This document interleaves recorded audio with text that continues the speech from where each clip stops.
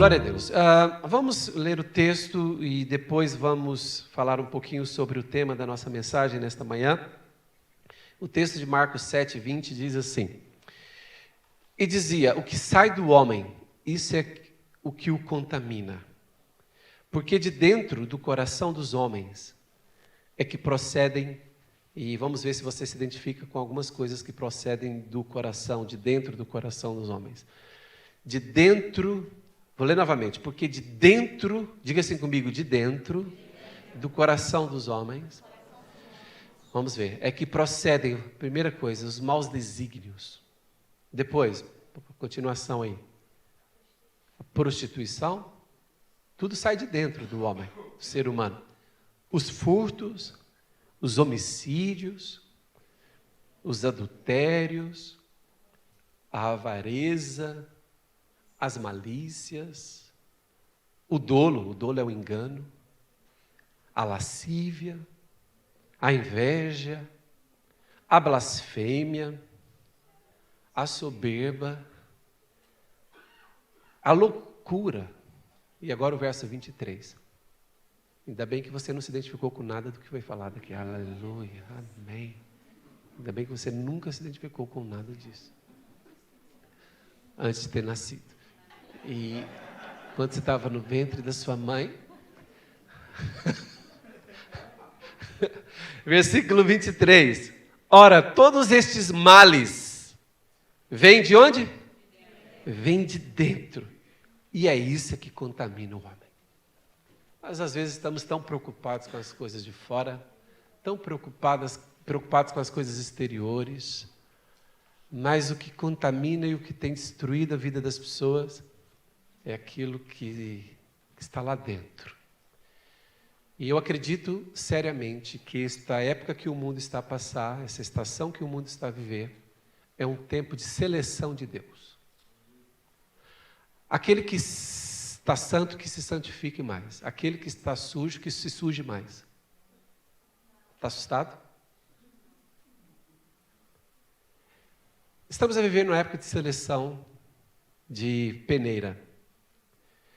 Muitas pessoas estão aí por caminhos muito tortuosos nesta pressão que essa pandemia tem trazido sobre o mundo. Há pessoas que têm feito escolhas terríveis. Há pessoas que se esfriaram na fé no meio desta pandemia. Há pessoas que perderam alianças, perderam compromissos com Deus. Há pessoas que tiveram a fé mesmo abalada. Estamos a viver numa época em que eu acredito que Deus está a usar a pressão desse tempo para nos santificar. Então, quem perceber o que Deus está a fazer vai se santificar. Quem não perceber vai se sujar mais ainda. Então é o seguinte, a coisa é séria. A coisa é muito séria. Você que também está em casa, é sério. É muito sério. A gente tenta falar das coisas um pouco com brincadeira, mas a coisa é muito séria. Eu acredito mesmo que esta época é uma época de nós nos posicionarmos em coisas que nós nunca tínhamos nos posicionado. Aqueles pecados que você ultrapassou na sua conversão, nos primeiros anos da sua conversão, aquelas vitórias que você obteve, mas que você já perdeu ao longo do caminho, nos últimos anos. É tempo de você reconquistar aquelas vitórias da sua conversão, da época da sua conversão. Quem pode dizer amém? Infelizmente, com o passar dos anos, as pessoas se habituam à igreja. Com o passar dos anos, as pessoas se habituam com o domingo. As pessoas se habituam. E pior, as pessoas que vêm do mundo são as mais sinceras. Porque quando elas aqui chegam, elas falam tudo que elas fazem. Houve uma pessoa que no grupo de vida até falou uma coisa que assustou todo mundo. Orem por mim que eu estou fazendo isso. Toda a gente no grupo de vida ficou assustado, mas é interessante a sinceridade e a transparência de quem quer mudar de vida. Ufa! A pessoa chega no grupo de vida e abre e fala assim, é isso que eu estou fazendo, orem por mim, me ajuda. Senão, eu estou começando a frequentar a igreja, eu sei que eu tenho que mudar isso. Mas, olha, às vezes é melhor a gente ouvir coisas estranhas de pessoas que estão a chegar, do que a gente não ouvir, mas algumas pessoas que já estão com Deus há mais tempo estão a viver uma vida dupla. Se habituaram a se mover na casa de Deus. se habituaram. E chega um ponto que a pessoa já não consegue esconder mais. Eu vou dizer o seguinte, uma vida em pecado, a pessoa consegue, mesmo dentro da igreja, camuflar durante um tempo. O que é camuflar? Camuflar, a palavra vem até relacionada à palavra camaleão. Camuflar, já viu aquelas roupas da tropa que o pessoal vai para a guerra, o exército, aquelas roupas camufladas, ou seja, você se mistura com o ambiente, com a selva ali, com aquele lugar onde você está, ou com o deserto, são as roupas, você está camuflado. Olha, tem pessoas que conseguem fazer parte de uma comunidade cristã e com a roupa espiritual camuflada. Mas não consegue durante muito tempo, sabe por quê? Porque quando a pessoa se entrega ao erro, mais cedo ou mais tarde ela se mostra. Mais cedo ou mais tarde ela se revela. E por quê? Vai chegar um tempo que ela própria não vai querer esconder. Ela mesma vai tipo assim... você sabe que quando uma pessoa está debaixo de uma situação de erro, ela própria chega a um ponto que ela já quer se denunciar. Então ela própria, inconscientemente, presta atenção nisso aqui, inconscientemente, quando uma pessoa está no erro, ela começa a dar sinais para os outros, porque aquilo está a fazer tanto mal dentro dela, que ela precisa dar sinais para que os outros descubram que ela está fazendo errado, porque ela precisa passar por uma mudança. É incrível isso, é o inconsciente do homem como funciona. Há pessoas que estão atrás elas querem que os outros saibam porque ela precisa ser exortada sobre aquilo. Sabe, eu acredito que é mesmo chegado um tempo de transformação. Mas sabem, aquilo que nós conseguimos ver, que nós não gostamos, os males que nós vemos nas nossas vidas, ora todos esses males vêm de onde, irmãos? Vêm de dentro. Mas as pessoas não veem o que está dentro de nós. As pessoas só veem a ponta do iceberg. Então o tema dessa mensagem é transformados de dentro para fora. Porque se todos os males que cometemos, eles são de dentro para fora, a transformação não será de fora para dentro. Eu não consigo transformar alguém dizendo assim, para de fazer isso, deixa de fazer isso. A transformação, a pessoa pode ser até chacoalhada com uma exortação, mas toda transformação eficaz ocorre de dentro para fora. É interessantíssimo isso. Olha, aqui está um iceberg. O que nós vemos do iceberg é a parte que está acima da superfície, ali da água. Conseguimos tirar uma fotografia do iceberg. Mas a parte mais perigosa do iceberg não é a ponta que toda a gente vê. Sabe, a pessoa começa a aprender a mentir. Ela faz uma mentirinha aqui, uma mentirinha ali. Isso é a ponta do iceberg. Mas o pior mesmo está lá no interior daquela pessoa. Ela começa com pequenas mentiras amanhã, mas vai virar algo perigosíssimo. A pessoa começa com alguns pecados em alguma área, são pecados ainda pequenininhos. Só conseguimos tirar uma fotografia. É o que está no exterior, mas o problema está lá no interior. Você sabe que o Titanic, quando o Titanic se afundou, ele não se afundou por causa dessa parte que a gente consegue fotografar. Ele se afundou por causa dessa parte que está aqui debaixo da água. Nas profundezas da água, sabe? Para podermos ver isso aqui no Titanic, no iceberg, para nós podermos ver a parte exterior, a parte que está acima da superfície, quanto maior é a parte visível, mais profundo e maior é a parte debaixo d'água do iceberg. Eu quero dizer o seguinte, você tem tido alguns problemas que você não tem conseguido resolver no seu caráter, no seu comportamento, no seu proceder, no seu testemunho. Se você está com alguns problemas que as pessoas podem constatar, porque elas conseguem ver, cuidado. O problema maior está ainda no seu interior. Não adianta você só dizer assim, eu vou tentar mudar isso aqui e tal. Sabe que alguns problemas do interior do homem têm a ver com rejeição. Talvez você tenha sido rejeitado na infância. Talvez você tenha sido rejeitado em casa, na escola, em algum lugar, na vizinhança. Às vezes você foi ferido com palavras. Às vezes você sofreu um trauma.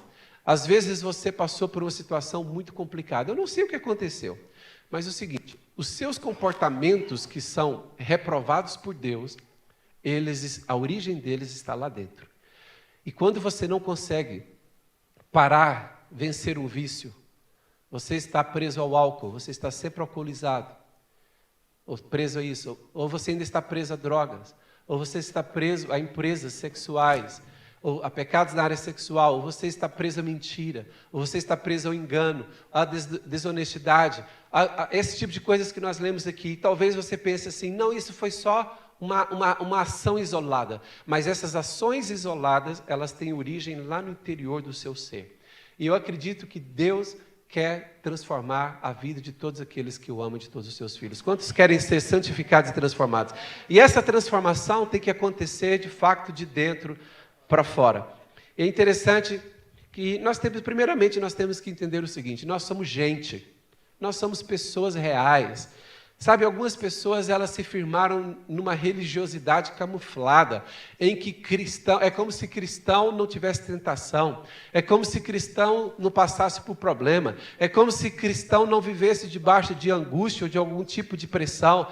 Então, assim, infelizmente, muitas vezes as igrejas está entrando no tipo de religiosidade muito perigoso, em que as pessoas não são elas mesmas, essas pessoas não são livres para dizerem que elas são e os problemas que elas têm e pedirem socorro, pedirem ajuda.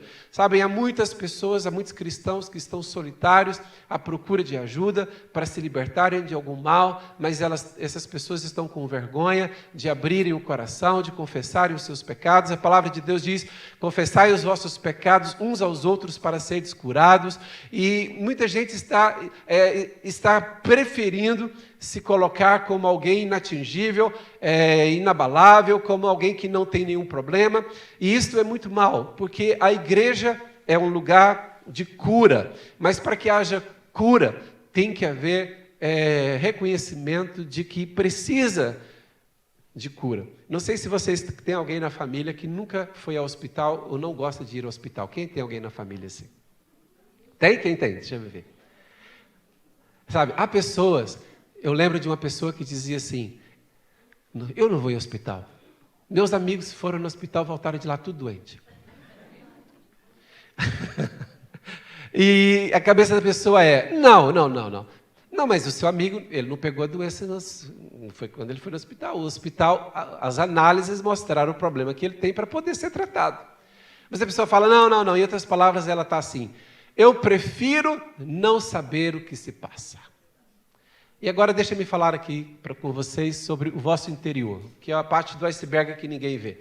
Eu sei que você tem uma parte do iceberg que eu não vejo. Todos nós temos. Uma parte interior que precisa de tratamento de Deus, precisa de cura, precisa de libertação. Então, irmãos, primeira coisa, nós temos que entender, reconhecer que nós somos seres humanos, somos sujeitos a falhas, e se nós reconhecermos, já é meio caminho andado para Deus transformar nossas vidas de dentro para fora. Quem pode dizer amém? Mas o caminho da religiosidade é camuflar, é dissimular, é esconder. Quem se lembra do primeiro pecado? Adão e Eva, quando eles desobedeceram a Deus, com medo do fruto do conhecimento do bem e do mal, e eles, depois de terem pecado, eles ouviram a voz do Senhor. No dia anterior, antes de terem pecado, quando eles ouviam a voz de Deus, o que eles faziam? Eles ficavam alegres. Olha, Deus quer falar conosco, quando eles ouviam a voz de Deus. Mas depois que eles pecaram, e quando eles ouviram a voz de Deus, a Bíblia diz que eles fugiram. Só de ouvir a voz de Deus, eles fugiram e se esconderam entre as árvores. E Deus disse: onde vocês estão? Vocês pecaram? Vocês comeram do fruto que eu disse para não comerem? Aí eles disseram assim: ó Deus, a gente descobriu que a gente estava nu e a gente ficou com vergonha. Uau! Sabe que o erro, que o pecado está relacionado, ele causa vergonha. Diga assim comigo: o pecado provoca vergonha. Vergonha e medo, e leva a pessoa a se esconder de Deus. Se calhar há alguém que não está aqui no culto hoje porque pecou e ficou com medo de Deus falar. Ficou com vergonha, talvez? Sabem, eu vou usar essa nudez aqui de Adão e Eva de uma maneira metafórica. Entenda como de uma maneira metafórica. A nudez é a vergonha e a falta de dignidade de estar diante de Deus. Por que Adão e Eva se esconderam entre as árvores do jardim? Porque ao reconhecerem que estavam nus, a nudez tem a ver com vergonha. Sim ou não? Imagina, você está a mudar de roupa, alguém entra. Primeira coisa que você faz? Não é isso. O que você faz? A nudez implica em quê? Algum tipo de timidez e vergonha. Mas agora vamos usar isso de maneira metafórica, porque a Bíblia mostra isso também. Que Adão e Eva, eles tiveram vergonha, eles se sentiram indignos de falar com Deus. Uau! Mas é interessante também que Deus, sabendo, porque Deus sabe de todas as coisas, Deus já sabia que eles tinham pecado, e Deus não rejeitou-os. Mesmo Deus sabendo que eles já tinham pecado, Deus veio ao encontro deles. Oi, onde vocês estão? Presta atenção nisso aqui. Não importa o pecado que você cometeu. Quem vai fugir é você. Deus jamais. Ele sempre virá ao seu encontro. Deus procurou o homem. Onde vocês estão? Mas o homem não estava em pecado, mas Deus queria estar com ele. Deus sempre vai querer estar conosco, mesmo quando erramos. Nós é que nos sentimos indignos. Mas o homem criou uma religião ali no momento. Ele pensou assim, como a gente está indigno de estar diante de Deus, Adão e Eva falaram, como é que a gente faz para a gente ficar digno? A maneira de a gente ficar digno é cobrindo a nudez. Então vamos cobrir a nudez. O que a gente pode fazer para cobrir a nudez? Aí eles cortaram folhas de uma árvore, de uma figueira. E cobriram, não sei como que eles amarraram aqui, a folha de figueira. E chegaram, Deus, oi, olá, tudo bem? Deus olhou para aquilo, para Deus eles continuavam nus mesmo. Deus olhou assim para aquelas folhas de figueira. Sabe o que significa a folha de figueira? A folha de figueira representa o homem, na sua força própria, no seu próprio entendimento, querendo se tornar digno para estar diante de Deus. Isso se chama religião. Isso se chama religiosidade, que é, você não é digno, você, na verdade, está com vergonha porque você errou, mas você está a camuflar uma dignidade. E há pessoas que pensam que enganam Deus com isso. Mas a Bíblia mostra que Deus olhou para aquela roupa, aquelas folhas de figueira de Adão e Eva, e Deus sacrificou um animal, sacrificou um cordeiro. E deu roupa, colocou vestes, peles de animal, que a Bíblia mostra. Com peles de animal, que Deus sacrificou, Deus cobriu a nudez de Adão e Eva.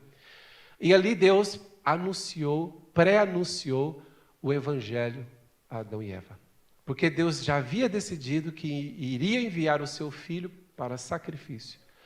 O sangue de Jesus seria derramado para o perdão dos nossos pecados. Então, como Deus tomou a decisão de sacrificar o seu Filho para que ele derramasse do seu sangue, para que os pecados da humanidade fossem perdoados, com base nessa decisão de Deus, Deus sacrificou um animal, vestiu o homem com peles desse animal, e Deus pré-anunciou o Evangelho, dizendo o seguinte ao homem: sem derramamento de sangue, não há dignidade do homem.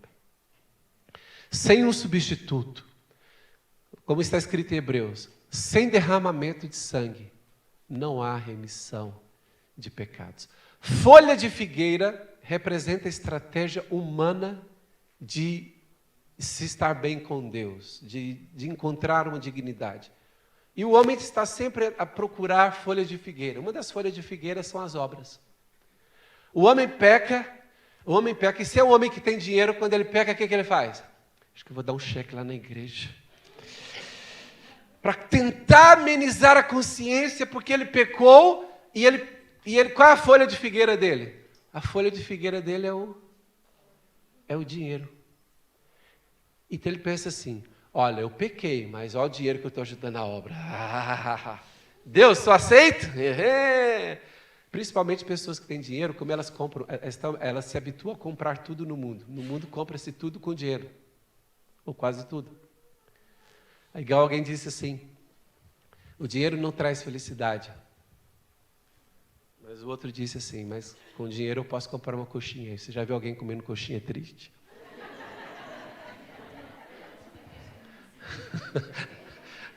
É assim, na verdade, essa brincadeira, mas o dinheiro não compra felicidade, mas ela pode comprar algumas coisas que podem ajudá-la na felicidade. Sim ou não? Mas sabe, o mal é pessoas que se habituaram a comprar tudo com dinheiro e às vezes querem a folha de figueira dessa pessoa.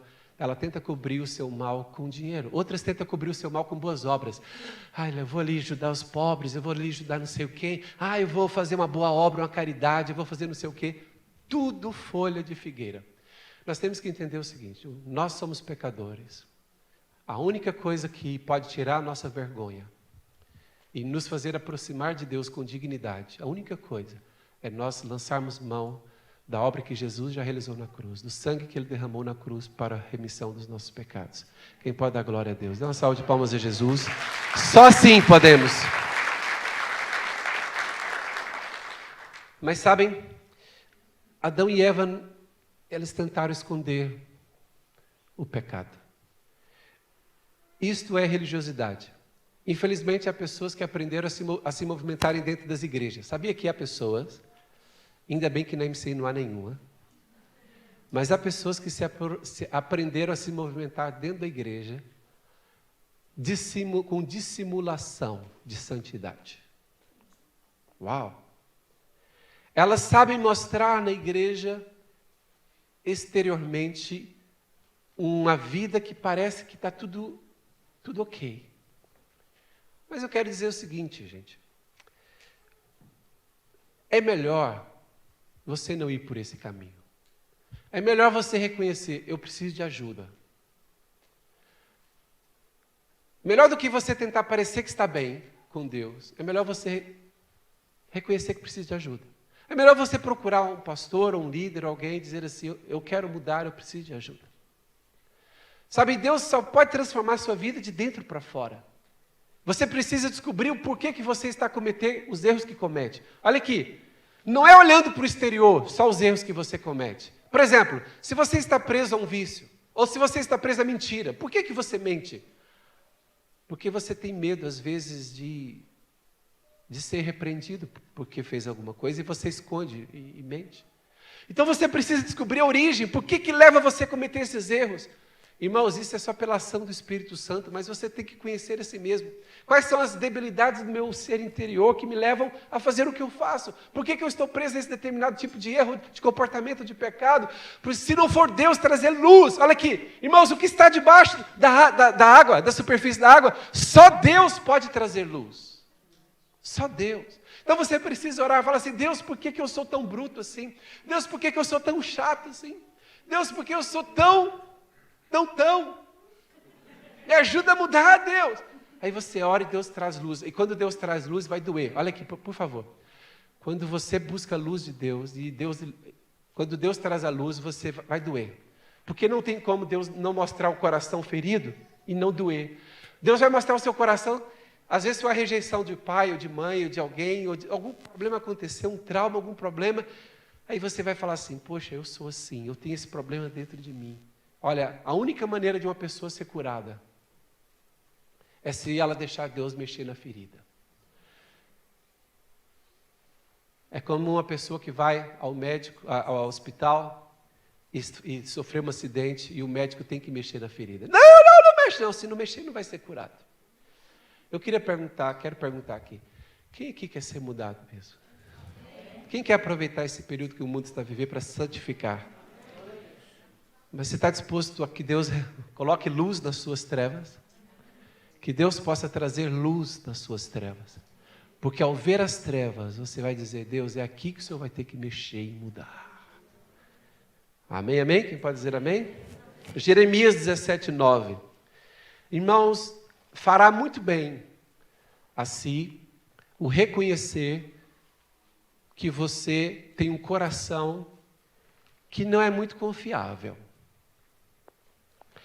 Isso faz mais bem do que mal, você reconhecer que você tem um coração que não é confiável. Porque quem reconhece isso, como está em Jeremias 17:9, vai ter mais temor de Deus. Quem se acha o especial, quem se acha o crente especial, o bonzão, não vai mudar. Mas quem reconhece o que Jeremias escreveu, enganoso é o quê? Enganoso é o coração, mais do que todas as coisas. Mas por que essa palavra é tão forte? E desesperadamente corrupto. Aí você fala assim, o meu não, eu não. Toda a gente, toda a humanidade. Sabe quem é a única exceção? Jesus. O coração do homem é enganoso é o coração, mais do que todas as coisas, desesperadamente corrupto. E a pergunta no final? Quem o conhecerá? Uau! Aí Deus traz luz às suas trevas. Aí você conhece. Meu coração realmente não está muito bem, não. Deus, cura o meu coração. Deus, transforma-me de dentro para fora. Deus traz luz das minhas trevas e me transforma, e me molda e opera dentro da minha vida. Sabe, irmãos, isso é importante acontecer. Pode doer no início, mas a melhor obra que Deus pode fazer na sua vida é a sua santificação. Mas é o seguinte, se você quer uma mudança grande, Deus vai cavar fundo. Deus vai mostrar coisas lá no seu íntimo. Aquilo que a sua esposa disse, ou seu marido disse, ou seu pai, ou seu tio, alguém disse, ou um patrão, alguém disse, aquilo foi lá no fundo. E aquilo está causando males até agora. Aí Deus vai falar assim, resolve isso. Deixa eu curar isso, deixa eu colocar a minha mão para curar o seu coração. Quantos querem andar aqui com saúde de coração, saúde de alma? Amém, amém, irmãos? Vamos fazer isso então, em nome de Jesus. Deixa Deus trabalhar em todas as áreas da sua vida. Sabe, Deus vai usar essa pressão da pandemia para isso também. Deus vai usar essa situação da pandemia para revelar o coração de muita gente. O coração que tinha em relação à igreja, o coração que tinha em relação ao casamento, o coração que tinha em relação aos filhos, aos amigos, o coração. Essa pandemia tem sido uma luz de Deus na parte lá de baixo do iceberg do coração do homem.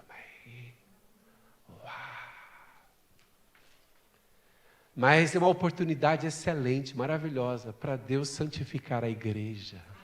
A igreja do Senhor está a ser cada vez mais santificada nesta época. Porque Deus está a trazer luz onde há trevas, mas aquelas pessoas que têm temor de Deus falam, Deus, eis-me aqui, me muda, me transforma, fala ao meu coração, quero mudança. Quantos querem mudança em nome de Jesus? Glória a Deus, aleluia. Irmãos, é um período de peneira, Deus está a peneirar, Deus está a trabalhar, sabe? Deixa eu dizer para vocês aqui. Antigamente, as pessoas elas colocavam como duas coisas distintas a maturidade espiritual e a maturidade emocional. Então, as pessoas diziam assim, olha, aquele fulano ele tem muita maturidade espiritual, mas ele não tem muita maturidade emocional. Isso é um equívoco. Vou dizer o porquê. A maturidade emocional anda de mãos dadas com a maturidade espiritual. Antigamente a gente olhava para alguém e falava assim, gente, aquela pessoa é muito espiritual. Ela é espiritual por quê? Porque ela ora muito. Por quê? Orar é coisa espiritual. Ela é espiritual por quê? Porque ela lê muito a Bíblia. Ela é espiritual por quê? Porque ela está muito envolvida nas coisas da igreja. Então a gente dizia, aquela pessoa tem um crescimento espiritual, porque lê a Bíblia, porque ora e está envolvida nas coisas da igreja. Mas a pessoa aprontava. Ela faz bagunça, de vez em quando ela tem umas crises e dá umas fugas aí, faz umas besteiras, briga com não sei quantos, apronta, não sei o que mais. Aí você fala, olha, aquela pessoa tem muita maturidade espiritual, mas ela ainda não tem maturidade emocional. Está errado, não tem, ela não tem as duas. Porque é o seguinte, é impossível alguém que ora, lê a Bíblia e Deus está a trabalhar, isso não ter fazer diferença na maturidade emocional. Irmãos, no nosso crescimento em Deus tem que se refletir na expressão da nossa vida em todas as áreas. A maneira que nós nos relacionamos com as pessoas, a maneira que nós somos bons funcionários, ou bons patrões, ou bons empregados, ou bons colegas, ou bons amigos. Essa questão de colocar a espiritualidade como algo à parte. Irmãos, isso tem causado muitos males na igreja. Tem causado uma situação em que as pessoas da igreja se dizem espiritual porque oram muito. Já tivemos casos na igreja em que algumas irmãs, todo mundo dizia, olha aquela irmã espiritual, está em toda reunião de oração, ora muito, lê a Bíblia e tudo, mas o casamento dela está arrebentado. E a gente pensava assim, o problema é o marido. É claro, a primeira coisa que eu penso é, o problema é o marido dela vem aqui só de vez em quando. O marido dela quase não aparece. A irmã está em tudo, a irmã lê a Bíblia, a irmã ora, o problema é o marido. Aí a gente vai aconselhar, aí que você começa a ter outra impressão à medida que você vai conversando. Aí você vai vendo que o marido tem uma maturidade emocional. Uau! Não ora muito, não lê a Bíblia, mas o homem tem caráter. Uau! A irmã levou tudo para o lado da espiritualidade mística, que é um problema, espiritualidade mística, que é uma falsa espiritualidade. E quer dar profecia para o marido. E quer não sei o quê, não sei o que mais. E o marido vê uma incompatibilidade com a espiritualidade que a mulher apregoa e com o comportamento que ela tem em casa, com o marido, com os filhos e com os vizinhos. E o próprio homem fica em crise. Tem uma coisa estranha aí. Por isso que ele não se aprofunda mais com Deus na igreja. Aí você vai descobrir, aquela pessoa, por mais que ela ore muito e lê a Bíblia, ela está fazendo alguma coisa está errada nisso. Claro, cada caso é um caso. Mas alguma coisa está errada nisso. Por quê? Uma verdadeira espiritualidade mexe com a maturidade emocional. A pessoa tem que se tornar mesmo uma pessoa melhor em todas as áreas da sua vida. Dá uma salva de palmas para Jesus. Santificação, mudança. Então é assim, olha, aquela pessoa ela é muito espiritual, mas quando ela está nervosa, ela dá uns tapas aí nos outros, desce do carro e já deu uns murros, já brigou no trânsito. 3 vezes por ano ela bate alguém no trânsito e ela tem que ir lá no tribunal. Não, mas ela é espiritual. De vez em quando ela dá uma fuguinha assim, ela não consegue se controlar. Espiritualidade que não tem o fruto do Espírito, domínio próprio. Alguma coisa errada nessa espiritualidade. É assim, irmãos, não podemos mais separar maturidade espiritual de maturidade emocional. Se a maturidade espiritual é verdadeira, a pessoa tem que mudar de vida. Tem que mudar de vida. Tem que ser um melhor marido, ainda que seja processual, mas tem que se tornar um melhor marido. Tem que se tornar uma melhor esposa, tem que se tornar um melhor filho. Amém, amém? Amém. Tem que se tornar um melhor benfiquista, tem que se tornar um melhor... Tem que se tornar o melhor. Aleluia. Irmãos, será que Jesus valorizava tanto assim as virtudes interiores do homem? Quem acha que Jesus valorizava muitas virtudes interiores do homem? Não, pastor, Jesus valorizava o poder de Deus. Jesus curava os enfermos, expulsava os demônios. Olha, o sermão mais famoso de Jesus, o Sermão do Monte, Jesus só trata de virtudes interiores. Jesus já começa dizendo, bem-aventurado os humildes. Bem-aventurados. Ele começa, por exemplo, bem-aventurados limpos de coração, porque eles verão a Deus. Irmão, Jesus está falando de coisas interiores. Eu não sei olhar para alguém e dizer se o coração dele está limpo. Eu não consigo olhar aqui e falar assim, olha, esse irmão está com o coração limpo, esse não está. Não, isso são coisas lá são profundas. Bem-aventurados os limpos, porque eles verão a Deus. Aí Jesus fala, olha, vocês ouviram no passado que foi dito o seguinte. Aí Jesus fala, foi dito que vocês não devem fazer tais coisas. Jesus está falando do quê? Da ponta do iceberg. Foi dito no Velho Testamento que vocês não podem fazer tais coisas. Jesus está falando de obras, da ponta do iceberg. Mas ele diz, eu porém vos digo, só se vocês pensarem nisso, vocês já cometeram. Ou seja, Jesus, ele não está preocupado somente com a ponta do iceberg. Jesus está preocupado com a parte invisível. A parte de pensamento é a parte invisível. Eu não consigo ler os seus pensamentos. Você sabe o que você pensa. Eu não consigo perceber os seus sentimentos, mas você sabe o que você está sentindo nesse momento na sua vida.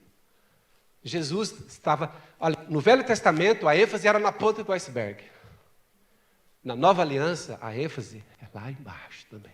Se há a ponta, é porque tem problema lá embaixo. Jesus quer quebrar o quê?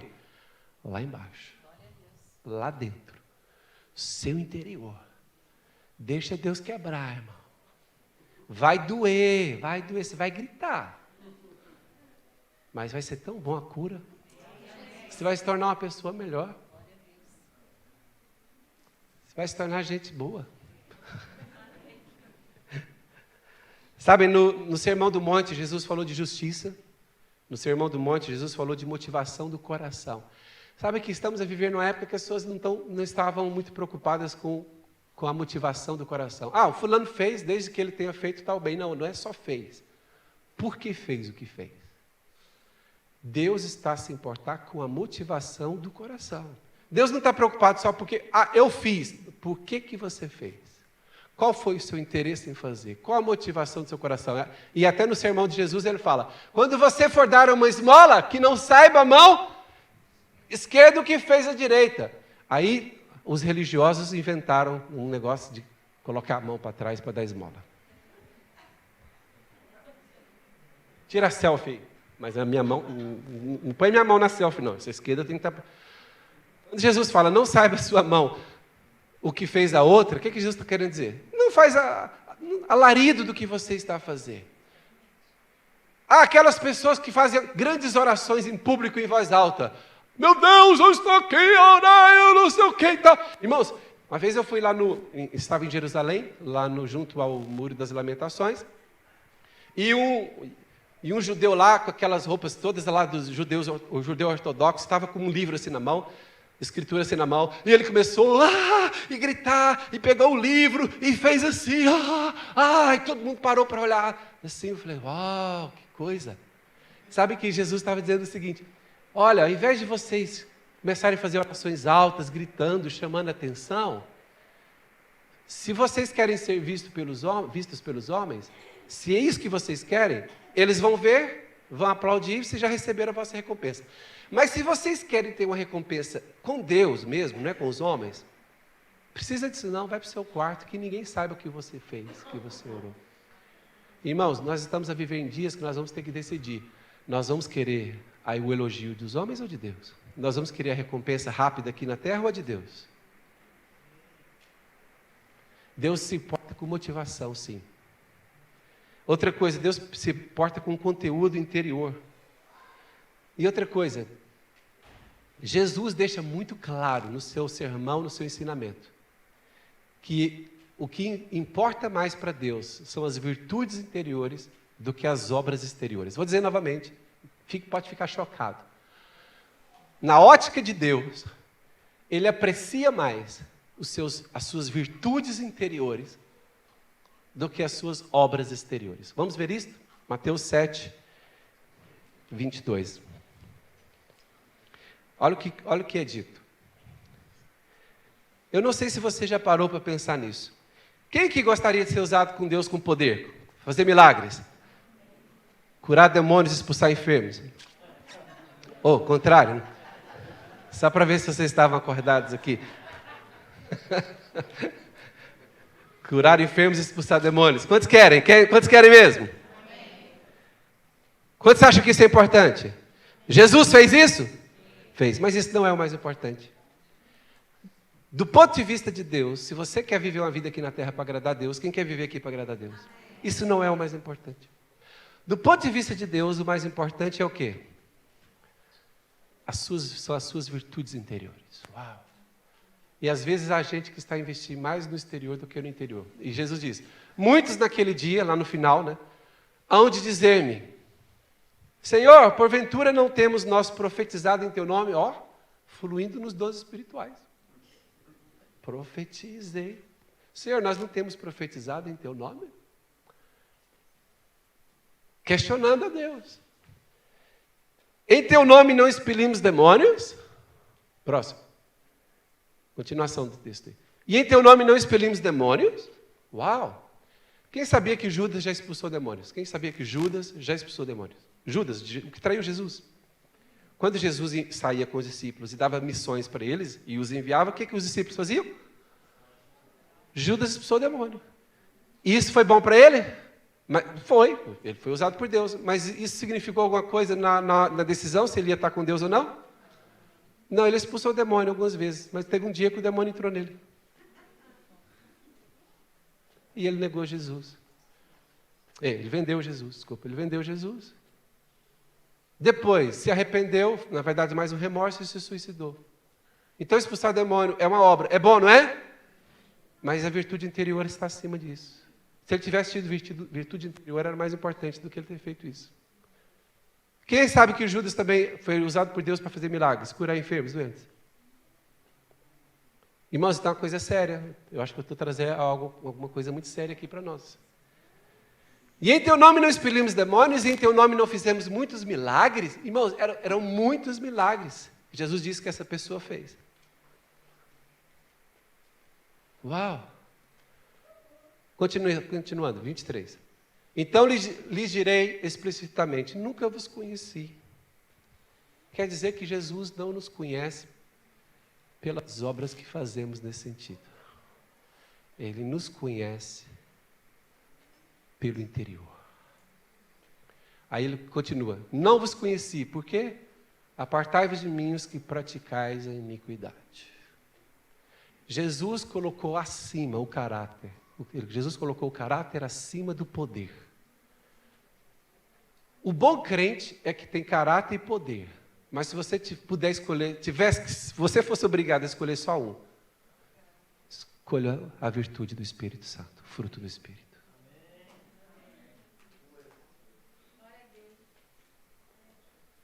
Porque esse pessoal que Jesus está a falar aqui, eles faziam muitas obras, até milagres, oravam com os doentes, milagres, profetizavam, expulsavam até demônios. Mas Jesus disse, eu não vos conheço. Quantos aqui querem conhecer mais Jesus? Mas quantos querem ser conhecidos por Ele? Quando é que Jesus nos conhece? Quando a gente deixa o Espírito Santo trabalhar o nosso interior. Isso é a verdadeira espiritualidade, o Espírito Santo trabalhar no seu interior. Você não está à procura de grandes coisas. Você está à procura da vontade de Deus. Você não tem grandes ambições e ganâncias. Você só persegue a vontade de Deus. Senhor, se a tua presença não for conosco, nós não vamos.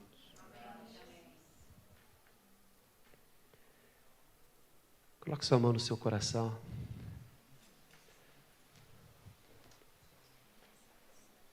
Fala, Deus, eu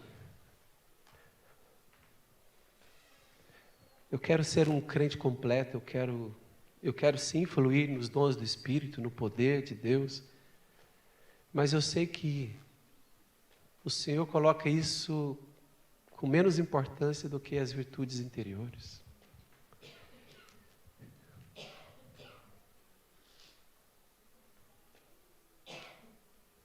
Fala, Deus, traz luz nas minhas trevas, traz luz no meu coração. E faz uma grande obra em mim. Os irmãos do louvor. Senhor, eu não quero ter apenas a aparência de uma maturidade espiritual. Eu quero ter uma maturidade integral, emoções, espírito, sentimentos controlados por Ti, ó Deus.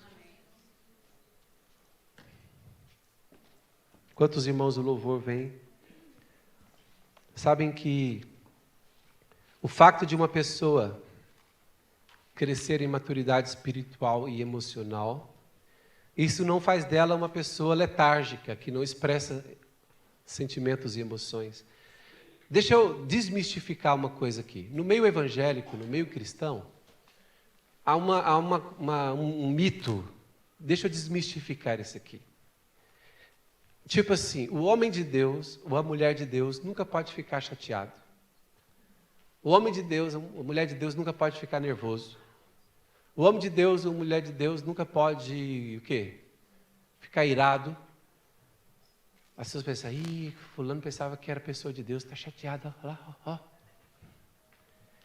Uma vez, eu repreendi uma pessoa, porque era necessário. Os irmãos sabem que minha personalidade, o meu temperamento não é muito assim disso. Mas de vez em quando, acontece. E há de quem estiver de perto. É bem raro, mas às vezes acontece. E uma vez eu repreendi uma pessoa, porque falei ali umas verdades de maneira firme e dura. A pessoa ficou com tipo assim, o pastor perdeu a espiritualidade. Sabe que isso é um equívoco. Deixa eu desmistificar isso aqui. Onde há amor, tem que haver espaço para ira. Só existe a ira porque existe o amor. Vou dar um exemplo. Você tem um filhinho pequenininho, de 5 anos de idade. Você está a passear com ele na rua. E vem um homem lá com um pitbull, deixa o pitbull correr atrás do seu filho. Um pitbull nervoso. O que você faz? Você ama o seu filho? Se você ama, qual a reação que você vai ter em relação ao homem do pitbull? Qual a reação? Você vai ficar irado. Por quê?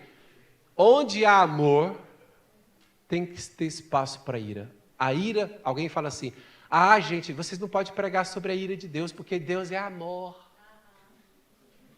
Onde há amor, tem que ter espaço para ira.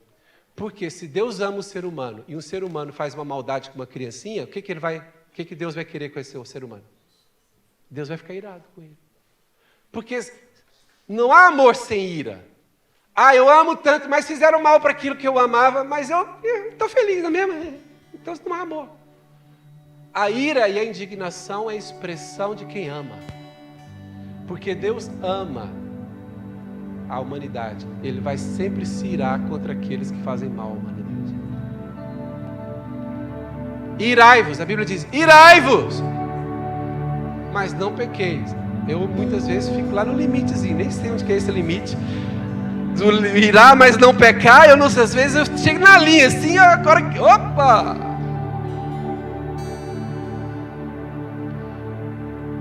Uma pessoa com maturidade espiritual e emocional pode ficar furiosa? Pode ficar furiosa? Jesus chega no templo e vê lá os cambistas, os comerciantes do templo. Só um pouquinho aqui. Eu resolvi pregar mais. Espera só um pouquinho. Olha, algumas pessoas falam assim, aqueles comerciantes não deveriam estar no templo. Calma, eles deveriam estar lá sim. A motivação deles é que estava errada. Por que eles tinham que estar lá sim? Porque o templo é o lugar que as pessoas que viviam em várias partes de Israel tinham que levar os seus animaizinhos para o sacrifício do sacerdote. Só que muita gente, na viagem, por exemplo, os salteadores roubavam os animais que a pessoa estava levando. Se a pessoa chegou lá sem animal, ela tem que ter alguém para vender o ovelhinho, o animal, para o sacrifício.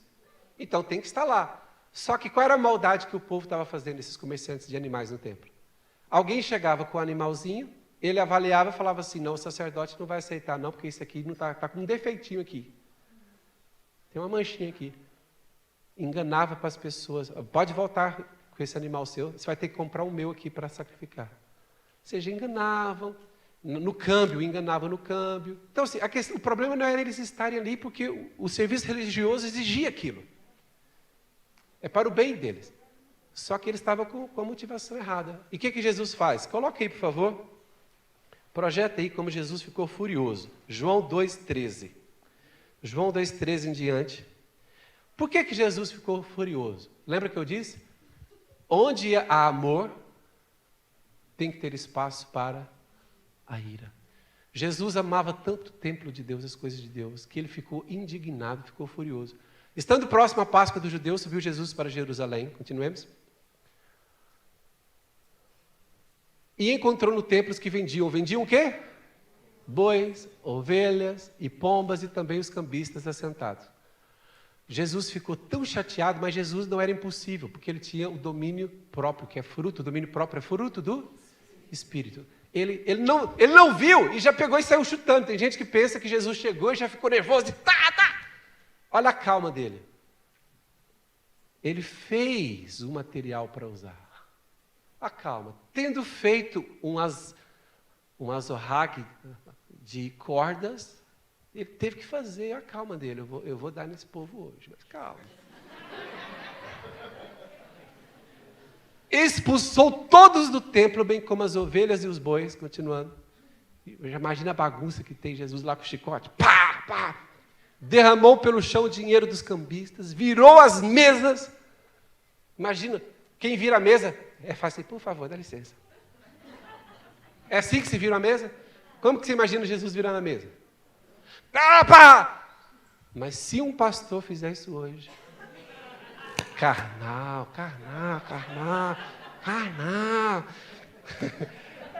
Mas é assim, onde há amor tem que ter espaço para indignação, para ira. E disse aos que vendiam as pombas, tirai daqui essas coisas. Continuando, não façais da casa de meu pai casa de negócio. E os discípulos entenderam que era um cumprimento de uma palavra. Próximo. Lembraram-se os seus discípulos de que está escrito, o zelo da tua casa me consumirá. Ou seja, quem é homem e mulher de Deus, o amor, o zelo pelas coisas de Deus, leva a ter expressões emotivas e sentimentais, faz parte. Isso não rouba a espiritualidade, nem a maturidade emocional, mas desde que seja conduzido pelo Espírito, no domínio próprio pelo Espírito Santo, quem pode dizer amém? A Bíblia diz, em outro momento, que Jesus chegou, depois da morte de Lázaro, Lázaro já morto durante 4 dias, Jesus viu aquele ambiente de luto, a Bíblia diz que Jesus ficou, olha o sentimento que Jesus teve, ele perdeu a paz.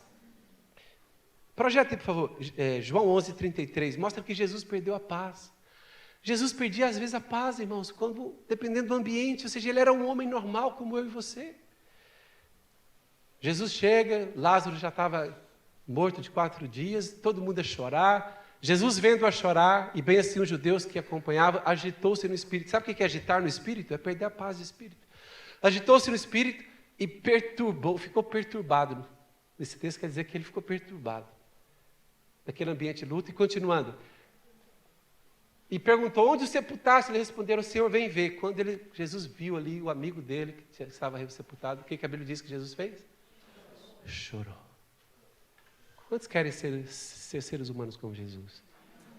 Amar, mas também chatear, chorar, ter expressões, mas no domínio do Espírito, no domínio próprio. Fique de pé, vamos cantar o Senhor. Coloque sua mão no seu peito e diz, Deus, eu quero ser gente como gente, não quero dissimular uma espiritualidade que não existe, que é falsa, não quero camuflar, quero ser uma pessoa que realmente o Senhor mexeu lá nas profundezas do iceberg, e em breve, Senhor, a ponta do iceberg vai ser eliminada, não de fora para dentro, não do exterior para o interior, mas o iceberg vai ser destruído, vai ser tratado na parte profunda, e a ponta do iceberg vai desaparecer, porque o Senhor fará uma grande obra na minha vida. Bendito seja o nome do Senhor.